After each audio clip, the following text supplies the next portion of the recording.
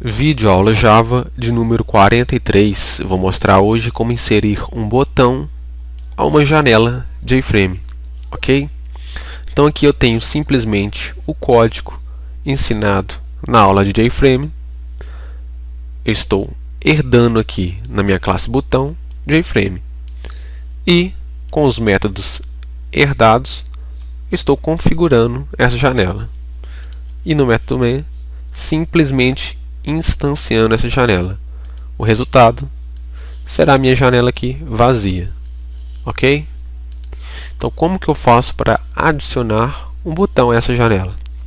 A primeira coisa, eu tenho que instanciar o objeto do botão a partir da classe JButton. Instanciando o objeto, agora eu tenho que importar a classe JButton. Está aqui. Essa classe JButton, ela pode receber aqui no seu construtor já um título para o botão. Eu vou colocar aqui botão 1, que vai ser o título desse botão. E como que eu faço para adicionar esse botão na nossa janela? Então, eu poderia simplesmente chamar o método getContentPane. Este método vai me retornar a área da minha janela que eu poderia adicionar algum componente, que seria, no caso, esta área aqui em branco. Seria o meu container do meu JFrame que eu posso adicionar algum componente, ok? Então, com o retorno desse container, eu vou adicionar com o método add o meu componente, que no caso é um JButton. E tá aí, o botão foi adicionado aí perfeitamente na janela, ok? Mas não é necessário o uso deste método. Se eu simplesmente escrever aqui add o componente, também funcionaria da mesma forma, ok? Mas é importante saber qual a utilidade aí do método. Mas como vocês podem ver, o botão foi adicionado em toda a janela, preenchendo todo o espaço. Isso é porque nós não definimos o layout dessa JFrame, desse container. Os layouts nós vamos deixar para abordar nas próximas aulas. Então, eu vou mostrar a forma de adicionar botões, componentes sem layout. E a primeira coisa que temos que definir é que não vamos utilizar nenhum layout. Então eu vou formar aqui no método setLayout o parâmetro null, dizendo que eu não quero trabalhar com nenhum tipo de layout, que eu vou adicionar componentes por conta própria.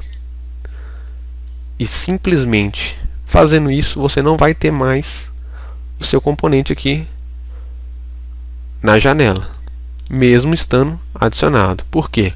Porque agora eu tenho que, por conta própria, definir através aqui do método setBounds a posição e o tamanho deste componente. Então este método vai receber 4 parâmetros. O primeiro é a posição horizontal deste componente em pixels. Então eu quero informar aqui 100 na posição X, posição horizontal. E na posição vertical, que seria o Y, vou informar aqui 300. E o terceiro parâmetro aqui seria então a largura deste componente. Vou informar aqui 100 pixels. E o quarto parâmetro seria então a altura deste componente. Vou informar aqui 60 pixels.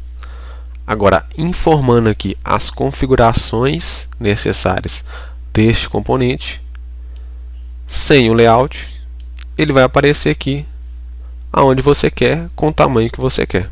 Tá aí.